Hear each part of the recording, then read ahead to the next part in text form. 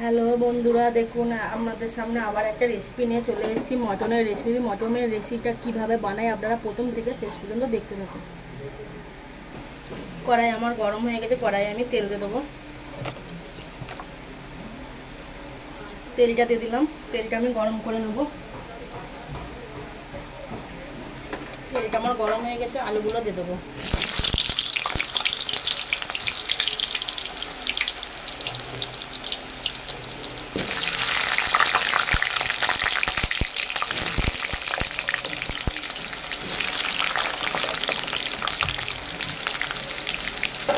আলুগুলো লাল লাল করে ভেজে নেব।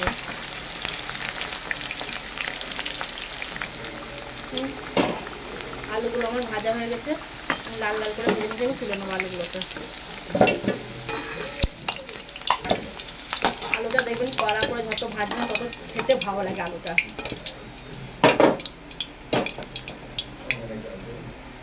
ওই তেলেটা পেঁয়াজ দিয়ে দেবো।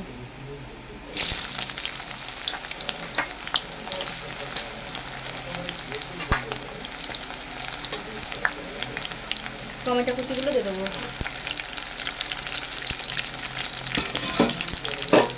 ভালো করে ভেজে নেবো। পেঁয়াজটাকে হালকা লালচে লালচে করে ভেজে নেবো। পেঁয়াজটা ভাজা হয়ে গেছে, হালকা হালকা লালচে লালচে, আমি মটনটাকে দিয়ে দেবো।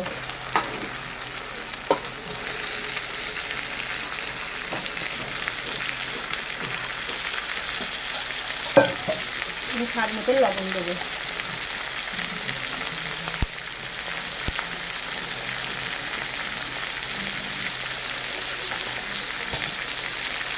নেড়ে চেড়ে নেবো।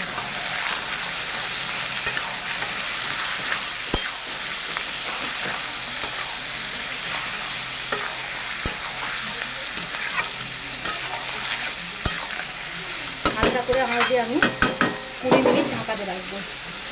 20 মিনিট ঢাকাতে রাখবো। 20 মিনিট পর আমি খুলবো। এই আদা টুকু আর রসুন টুকু আমি দিয়ে দেবো মাংসতে। ওর অল্পটুকু আদা রসুন আমি পেস্ট করে নেবো। 20 মিনিট হয়ে গেছে, দেখুন মাংসটা আমার হালকা সেদ্ধ হয়ে এসছে। আমি আস্তে করে আঁচ দিয়ে রেখেছিলাম, হালকা আঁচে করলাম। এবার আমি এই আদা রসুনের পেস্টটাকে দিয়ে দেবো।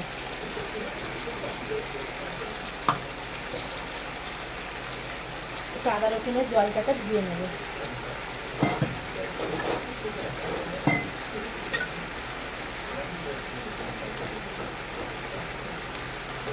জলটাকে ধুয়ে নিলাম, দিয়ে দিলাম।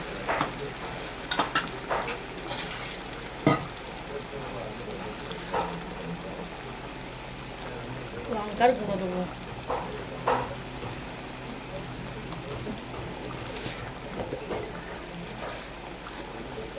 হলুদের গুঁড়ো দেবো।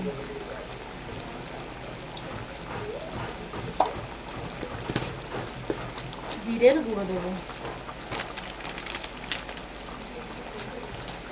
ধনের গুঁড়ো দেবো।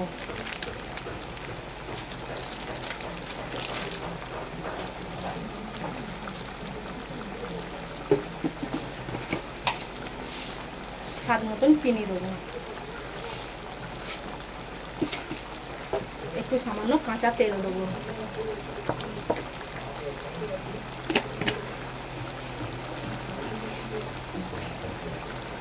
মাংসটা এবার কষে নেব। এভাবে কষে নেব, আঁচটাকে জোরে দিয়েই রাখবো।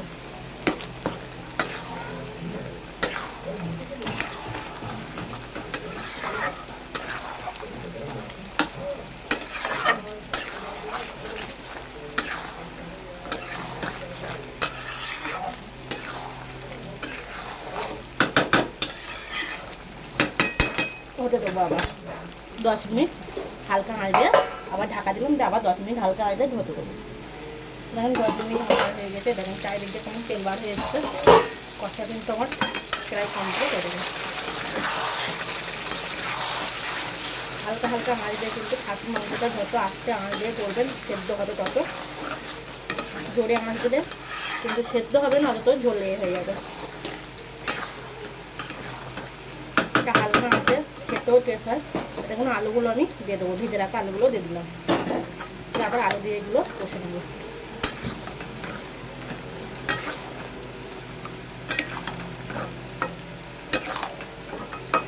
অনেকক্ষণ এই আলু দিয়ে এইভাবে কষতে থাকবো। এখন কষা আমার কমপ্লিট হয়ে গেছে। কত সুন্দর কষা হয়েছে দেখতে। কমপ্লিট আমি এবার জল দেবো। যে যেমন ঝোল খাবে তেমন জল দেবেন। মাংস, খাসির মাংস একটু জল তো লাগবেই, বেশি সেদ্ধ হবে আনাজটা। এইভাবে ফুল আঁচ দিয়ে মাংসটা সেদ্ধ হয়েই গেছে। ফুল আঁচ দিয়ে 10 মিনিট আবার সেদ্ধ হতে দেবো। ঢাকা দিলাম, 10 মিনিট পরে করবো। এখন 10 মিনিট আমার হয়ে গেছে, ঢাকাটা আমি খুলে নিচে দেবো। কেমন ফুটছে দেবো, টকবক টকবক টকবক করে ফুটে উঠেছে। ঝোলের কালারটা কত সুন্দর এসছে দেখুন, খুব সুন্দর কালার এসছে।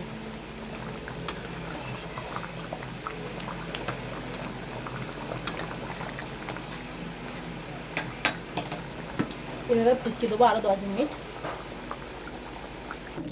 দেখুন আমার মটনের রেসিপিটা হয়ে এসছে। আমি গরম মশলাটা দিয়ে দেবো।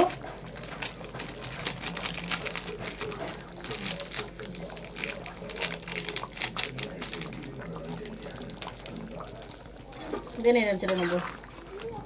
দিয়ে আমি তরকারিটা নামিয়ে নেবো। তরকারি আমার হয়ে গেছে, আমি গ্যাসটাকে করে দিলাম। তরকারিটাকে নামিয়ে নেবো।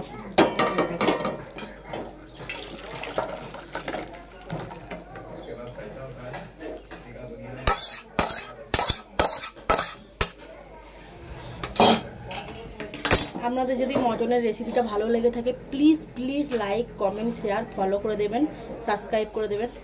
পেজে দেখলে ফলো করে দেবেন, ইউটিউব থেকে দেখলে সাবস্ক্রাইব করে দেবেন।